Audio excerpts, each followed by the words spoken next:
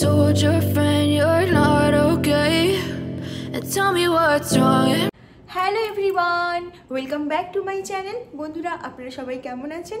আশা করি সুস্থ আছেন এবং সবাই খুব খুব ভালো আছেন, আর আমরাও খুব ভালো আছি। আমি তো একদম স্নান টান করে রেডি, যদিও এখন টাইম হয়ে গেছে অনেকটাই, এখন বাজে 1:25। তো আমি আমার ব্লগটা এখান থেকে শুরু করছি, কারণ সকাল থেকে প্রচণ্ড কাজ ছিল আর এর পরেও আছে। তাই জন্য আমি প্রথমে কি করেছি, এই দেখুন পুরো ফ্লোর টোর পরিষ্কার করে সমস্ত কিছু করে দিয়ে স্নান টান করে শুধুমাত্র ভ্যাকিউমটা বাকি আছে, তো এইগুলো করতে হবে। আর জানেন, আমি স্নান করে এসে দেখছি, দেখুন ওই গেটটা খোলা। আসলে আমরা যখন সকালবেলা আমি আর রনেক একটু ব্যায়াম করি, তারপরে না এত গরম লাগে, ও এইটা গেটটা খুলে দেয়। তো আমার আজকে একদম ভুলে গিয়েছিলাম, ও চলে যাওয়ার পর আমি কিন্তু একদমও খেয়াল করিনি যে গেটটা লাগানো আছে না খোলা আছে। তো যখন আমি ওয়াশরুম থেকে বেরিয়ে এলাম, দেখলাম যে ওই গেটটা খোলা। তো আমি তো কিছু সময়ের জন্য একটু ভয় পেয়ে গেছিলাম, তারপরে দেখলাম যে এটা লাগানো আছে, তো কোনো ভয় নেই। তো বন্ধুরা দেখুন, আজকের ওয়েদারটা কি বিভৎস খারাপ ওয়েদার। তো আর দেখুন, একটু একটু সকাল থেকে রোদ্দুর ছিল, একবার রোদ বেরোচ্ছে, একবার মেঘলা হয়ে যাচ্ছে, এই হলো অবস্থা। এই তো যেহেতু স্নান হয়ে গেছে, আমি সবার প্রথমে ফুল তুলতে যাচ্ছি, ঠাকুরকে পুজো দেব। আর আমাদের এই পুরনো গাছটা তো একটাও ফুল নেই, তো এই দিকে একটা ছোট ছোট হলুদ ফুল পাওয়া যায়, তো ওই সাইড থেকে আমি ফুল তুলে আনছি। আর সত্যি ওই গাছটা কিন্তু খুব ভালো ছিল, কিন্তু এত একটাও ফুল নেই এখন, সত্যি কথা বলতে। যাই হোক, তো আমি এখন ঠাকুরকে ফুল দিয়ে দিই।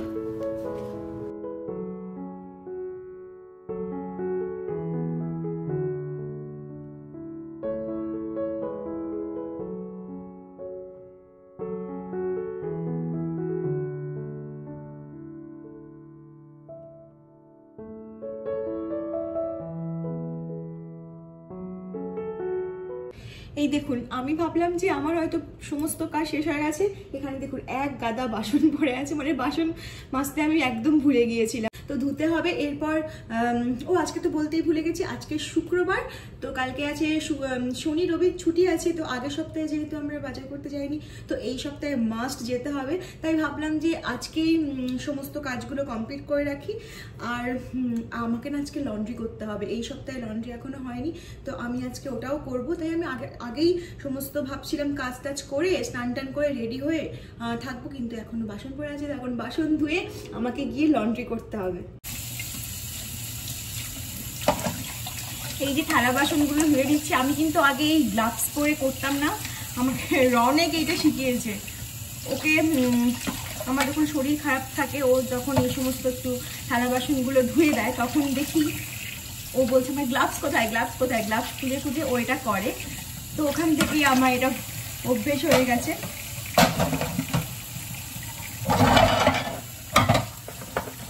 তবুও না বন্ধুরা, সবসময় মনে থাকে না, মাঝে মাঝে তো আমি ভুলেই যাই। আর যখন সকালের সময় তো এইসব কোনো মাথায় আসে না, যখন খুব তাড়া থাকে তখন এইসব মাথায় আসে না, হাতের কাছে যা মানে এমনি এমনি শুরু করে নেই। আর যেহেতু বেশ কিছু বাসন আছে, তাই জন্য ভাবলাম যে না, এটা করেই নিই।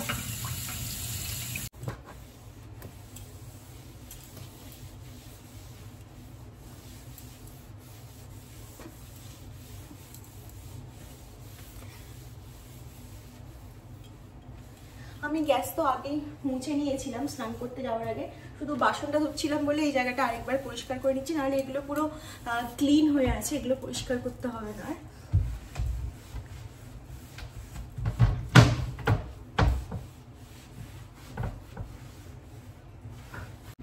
বন্ধুরা, আমি আপনাকে একটা কথা বলতে পারি, গ্লাভস পরলে হাত নরম থাকে বা হাত শক্ত হয়ে যায় সাবান লাগে বলে, সেটা আমি জানি না, কিন্তু দেখুন আমার কিন্তু নেল পেন্টগুলো কিন্তু খুব সুন্দর থাকে, এটা কিন্তু একটা ভালো ব্যাপার।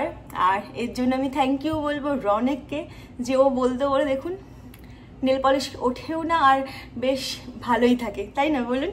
তো আপনারাও এই গ্লাভস পরে কাজকর্ম করতে পারেন, কিন্তু খুব ভালো হবে। যারা খুব পছন্দ করেন নেল পলিশ পরা বা নখ রাখা, আমি তো খুব পছন্দ করি, কিন্তু আমার দেখুন এই সমস্ত একটা একটা নখগুলো সব ভেঙে যাচ্ছে, কাজ করতে হলে তো ভাঙবেই। তবুও আমার এটা মনে হলো যে গ্লাভসের জন্য আমার নেল পেন্টগুলো কিন্তু একদম ভালো থাকে। ও আচ্ছা, আমার তো আরেকটা এই যে টানটানান বড় কাজ, স্প্রাউটস থেকে আমি হচ্ছে এই হোল চিকেনটা নিয়ে এসেছি। আমি আসলে ওই লেগ পিসই নিতে গিয়েছিলাম, কিন্তু যখন আমি কম্পেয়ার করে দেখলাম যে এটা বেশ সস্তা মনে হলো, তাই জন্য এটা নিলাম। এটা হচ্ছে 4.22 পাউন্ডসের আছে, আর এটার দাম পড়েছিল $10, ওই 51 সেন্টের মতো।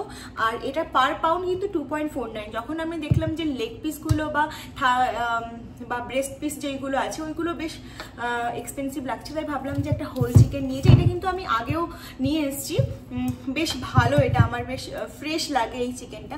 তো এটা দেখুন পুরো একদম বরফ হয়ে আছে, আমি ডিপ ফ্রিজে রেখে দিয়েছিলাম। বন্ধুরা, আমি প্রথমে ভাবলাম যে এই চিকেনটা আমি জলে দিলেই মনে হয়ে যাবে, কিন্তু প্রচণ্ড বরফ হয়ে যাচ্ছে, তাই ভাবলাম যে মাইক্রোওয়েভে ডিফ্রস্ট করে দিই, তাহলে তাড়াতাড়ি হয়ে যাবে। তো আমি এখানে দিয়ে দিচ্ছি।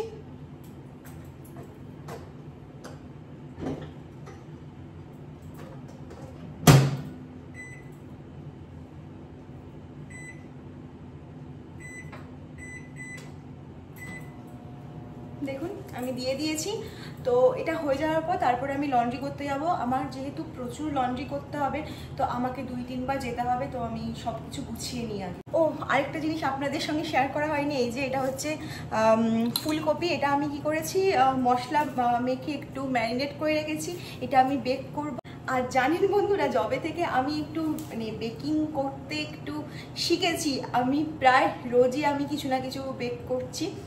ভালো লাগে, বেশ খেতেও ভালো লাগে। আর এখানে কি বলুন তো, বিনা তেলে রান্না করা যায়, এটাই হচ্ছে সবথেকে বড় বিষয়। তো আমি এটা করে রেখেছি, এটা করব। এই বেড কভার, পিলো কভার আর এই ব্ল্যাঙ্কেট সমস্ত কিছু আজকে ওয়াশ করব।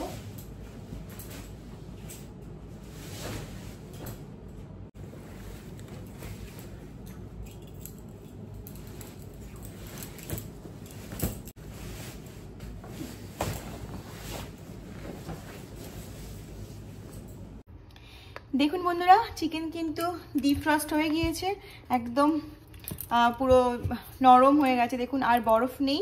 আর এটা এখন এখানে রেখে দেব। আর আমি এখন যাব লন্ড্রি করতে, অনেকটাই দেরি হয়ে গেছে, এখন বাজে 2:24, তো তাড়াহুড়ো করে বেরোতে হবে।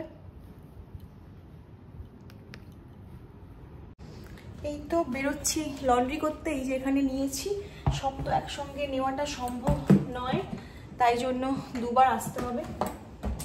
এখন দিয়ে আসি। আজ কিন্তু বেশ ভালোই ঠান্ডা আছে।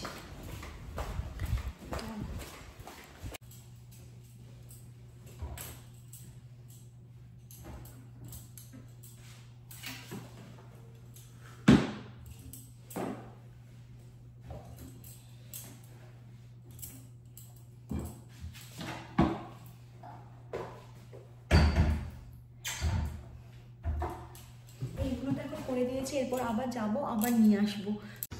এই যে আবার যাচ্ছি এই সমস্ত কিছু নিয়ে।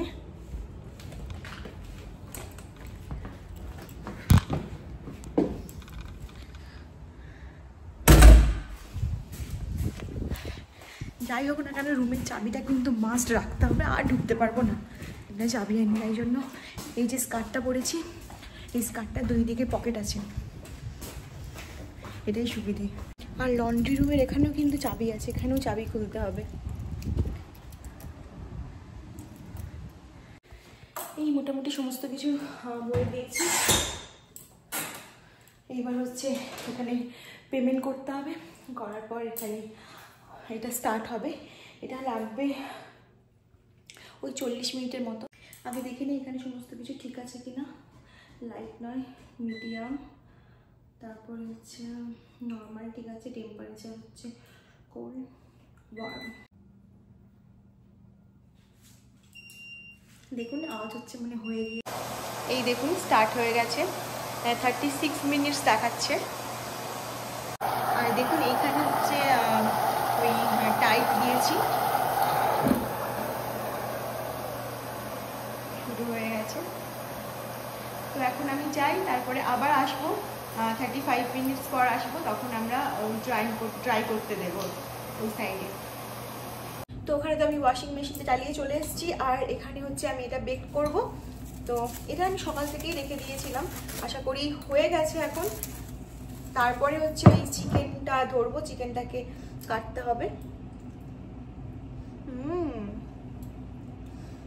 খুব সুন্দর একটা অ্যারোমা আছে এর মধ্যে।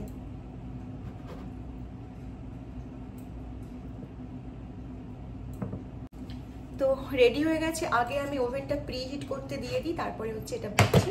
দেখুন কি সুন্দর, দেখুন বন্ধুরা প্রিহিট হচ্ছে এটা। তো আমি এখন ওই চিকেনটার কাজটা করতে যাই। এখানে রেখে দিয়েছি এই যে চিকেনটা, এটা তো একদম হয়েই গিয়েছিল। তো এবার এটা কাটাকুটি করতে হবে। প্রিহিট তো হয়ে গিয়েছে, এইবার হচ্ছে দিয়ে দেবো, ভরে দেবো এটা।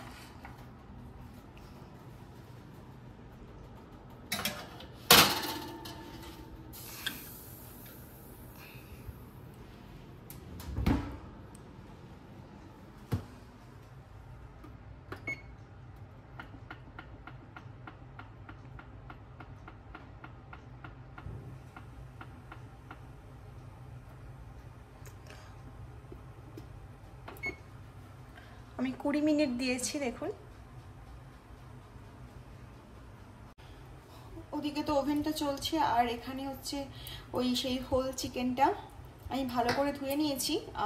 আবার ধোবো, কেটে নিই, কেটে নেওয়ার পর ভালো করে ধুয়ে নেব আবার। এই গোটা চিকেন আনলে একটাই সমস্যা কি বলুন তো, কাটতে হয় নিজেকেই, এটাই হচ্ছে সমস্যা। আমি জলটাকে ভালো করে মুছে নিচ্ছি।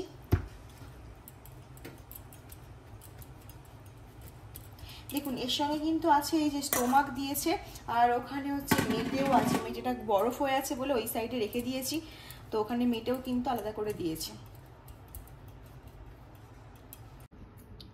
দেখুন বন্ধুরা বেকটা একদম হয়ে গিয়েছে, একদম সাইন দিয়ে দিয়েছে ওই যে। ওয়াও, বের করতে হবে এবার। প্রায় আধ ঘন্টা লেগে গিয়েছে। এই যে দেখুন চিকেনটা খুব ভালোভাবে কেটে নিয়েছি। এখানে আছে ব্রেস্ট পিসগুলো, বাদ বাকি যেইগুলো আছে সেইগুলো এখানে রেখেছি। দুটো আলাদা আলাদা কন্টেনারে রেখেছি। তো এবার এটা রেখে দেব।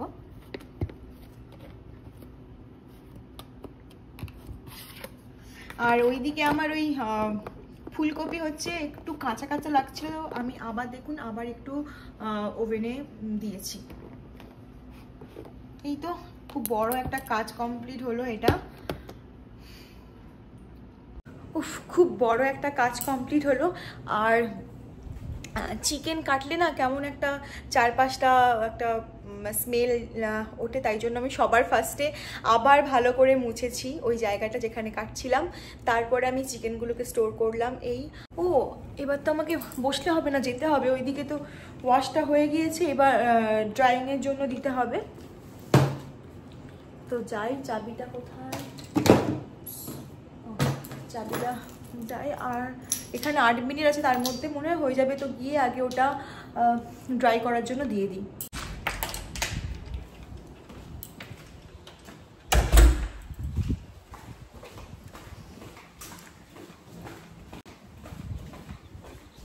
হাই, এই যে দেখুন বন্ধুরা হয়ে গিয়েছে। এইবার ওটাকে ওইখানে দিতে হবে, এই যে ড্রাইংয়ের জন্য এই মেশিনটার মধ্যে দিতে হবে। তো এটা আমি আগে দেখিয়েছি কি চলছে। ঠিক আছে বন্ধুরা, এই ড্রায়ারে ভরাটা খুবই ডিফিকাল্ট, কারণ ধোয়ার পর না সমস্ত কিছু ওখানে একসঙ্গে জড়িয়ে থাকে। তো সেটাকে নিয়ে আসতে হয়, অন্য কেউ থাকলে একজন খুব ভালো হয়। যেহেতু আজকে অনেক জিনিস ছিল তাই জন্য একটু ডিফিকাল্ট লাগছে। যাই হোক, এবার আমি হয়ে গেছে সমস্ত কিছু হয়ে গেছে। আমি এখানে হাই টেম্পারেচারটা দিচ্ছি না, মিডিয়াম টেম্পারেচারেই রাখছি। বন্ধুরা এখানে কিন্তু নিচ্ছে 1.25, আর ওখানে হচ্ছে 1.75। দেখুন হয়ে গেছে। এবার আমি স্টার্ট করে দিই। দেখুন এটা কিন্তু 45 মিনিট টাইম নেবে, তো এটাই সব থেকে বেশি টাইম নেয়। তো আমি চলে যাই, তারপরে আবার আসবো। আর নিয়ে যাওয়া তো আরও বেশি কঠিন হবে, একা একা যে কী করে নিয়ে যাবো কে জানে। ভাবতে পারছেন বন্ধুরা, একদম অ্যাকিউরেট টাইমে চলে এসেছি। ব্যাস বন্ধ করে দিই।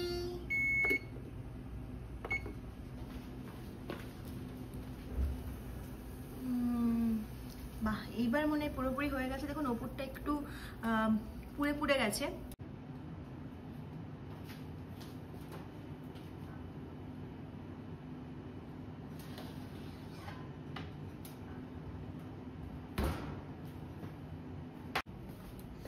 দেখুন কি সুন্দর হয়েছে না?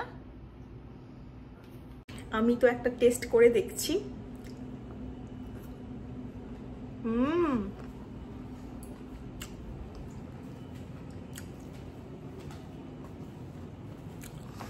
খুব ভালো, একটা স্মোকি স্মোকি ফ্লেভার আছে, আর ম্যারিনেটটা খুব ভালো করে হয়েছে, দারুণ লাগছে। আর একটু খেয়ে নিই। বন্ধুরা এখন বাজে 4:30, তো আমি এখনো যাইনি। আর কিছুদিন আগে না আমি এইটা কিনে এনেছিলাম, এটা হচ্ছে কুকি ডো। তো এখানে আছে 24টা আছে। তো আমার আজকে মনে হলো যে আমি কিছুটা বানিয়ে দেখি কেমন হয়। এই দেখুন, আসলে এটা ফ্রিজে রাখা মানে ডিপে রাখা ছিল বলে, এই দেখুন এটা আমি বানাবো 350 ডিগ্রি ফারেনহাইটে, আর 15 মিনিট দেব। এখন প্রথমে হচ্ছে এটা প্রি হিট হবে, তো আমি স্টার্ট করে দিচ্ছি। যেহেতু একটু আগেই করেছিলাম, হয়তো বেশিটা সময় লাগবে না, দেখা যাক। আর এখানে দেখুন, এখানে হচ্ছে আমি 6টা নিয়েছি। টানটানান হয়ে গেছে, এবার বন্ধ করে দিই। মুভমেন্ট অফ ট্রুথ, দেখা যাক কি অবস্থা। ও ওয়াও বন্ধুরা, একবার দেখুন। ওয়াও, দেখছেন কি সুন্দর হয়েছে না? গরম গরম আছে, এখন ঠান্ডা হবে, এখন খুব গরম। বাট আপনারা বলুন কেমন লাগছে দেখতে, সুন্দর না? এই তো জামা কাপড়গুলো ড্রায়ার থেকে নিয়ে চলে এসেছি। এইবার হচ্ছে এগুলোকে ভাঁজ করতে হবে। একা একা বলে আমি দেখাতে পারলাম না, আমি দুবার গিয়ে নিয়ে এসেছি। তো যাই হোক, এই কুকিজটা তো ভালোই লেগেছে, আমি একটু টেস্ট করছিলাম। এই যে দেখুন,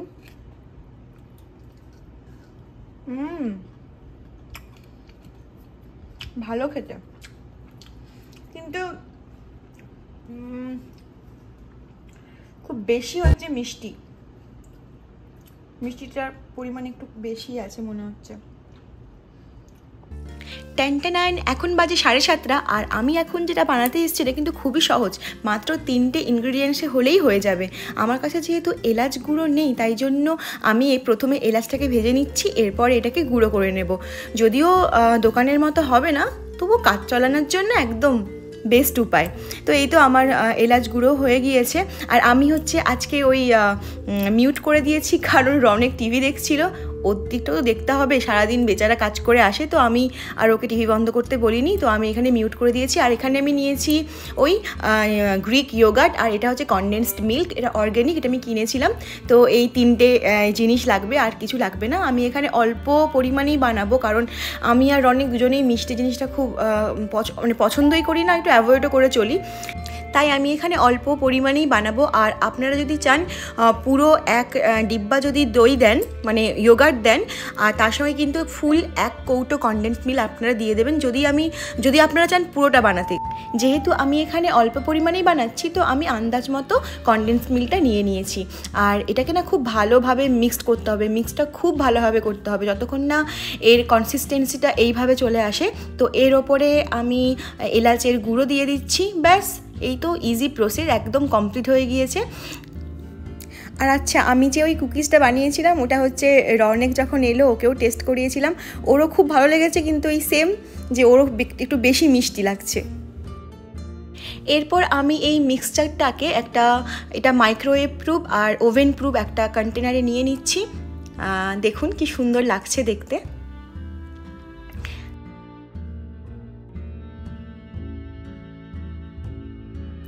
এটা আমি বানাবো 180 ডিগ্রি ফারেনহাইটে জাস্ট 20 মিনিটের জন্য দেব।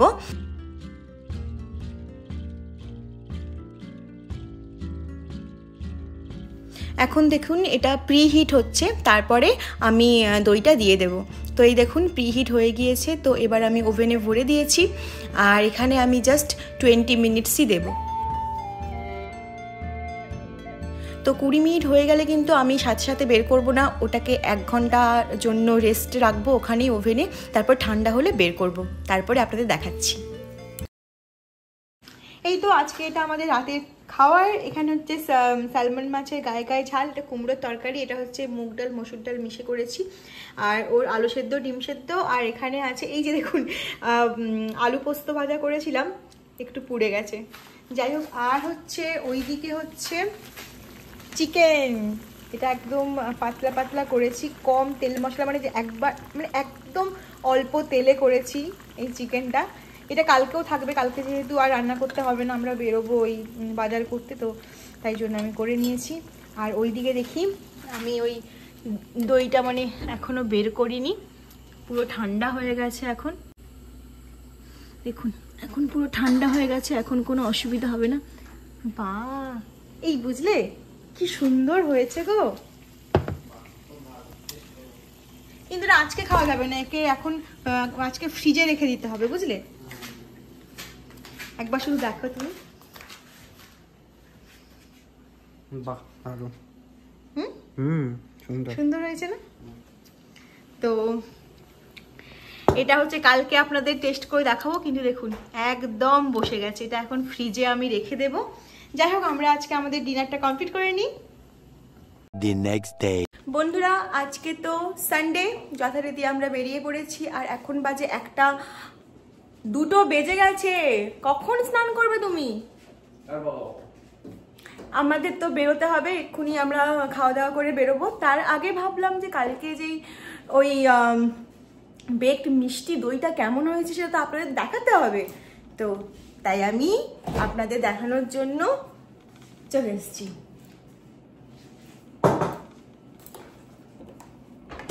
রনেক একটু হেল্প করবে?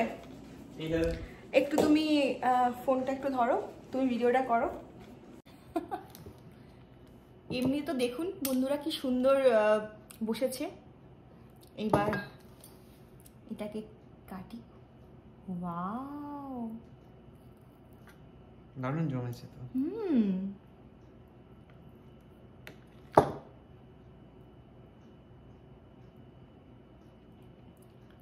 এতটাই বের করি, আমরা খাবো না বেশি। তো রনেক তুমি টেস্ট করো।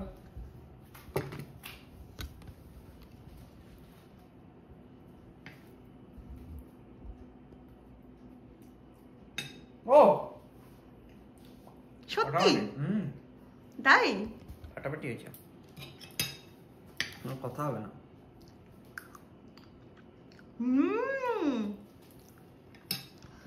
মিষ্টিটাও খুব একদম মাইল্ড আছে, দারুণ দারুণ, খুব সুন্দর হয়েছে। রনেকেরও খুব পছন্দ হয়েছে, আমিও টেস্ট করলাম, দারুণ লাগছে। সত্যি কথা বলতে বন্ধুরা অসাধারণ হয়েছে, নিজে বানিয়েছি বলে বলছি না, ওর তো রিভিউটা শুনেই নিয়েছিলেন। যাই হোক, আমারও তো বিভৎস ভালো লেগেছে। আর সবথেকে বড় কথা, এই যে বেক মিষ্টি দইটা, এটা আমি প্রথম খেয়েছিলাম হিউস্টনে, মাসিমণি মানে মেসুমণির ওখানে গিয়েছিলাম, তখন হচ্ছে উবা আমাদের জন্য এটা বানিয়েছিল, তো ওটাই প্রথম খেয়েছিলাম, এত ভালো লেগেছিল, তাই জন্য আমি ভাবলাম যে আমি বাড়িতেও একবার বানাই, তো বানালাম, সত্যি খুবই ভালো হয়েছে। আপনারাও চাইলে কিন্তু বাড়িতে ট্রাই করতে পারেন, খুবই ভালো খেতে। তো যাই হোক, আজকের ব্লগটা আমি তাহলে এখানেই শেষ করছি। কেমন লাগলো অবশ্যই অবশ্যই কিন্তু আমাকে জানাবেন, আর ভালো লেগে থাকলে লাইক শেয়ার সাবস্ক্রাইব করতে ভুলবেন না। আর এই সেম ভিডিওটি যদি আপনি আমার ফেসবুক পেজে দেখে থাকেন তো পেজটিতে একটা ফলো করে দেবেন, আর এই ভিডিওটিতে একটা লাইক করে দেবেন। তো আবার দেখা হবে নতুন আরেকটি ব্লগে, আজকের মতো টাটা।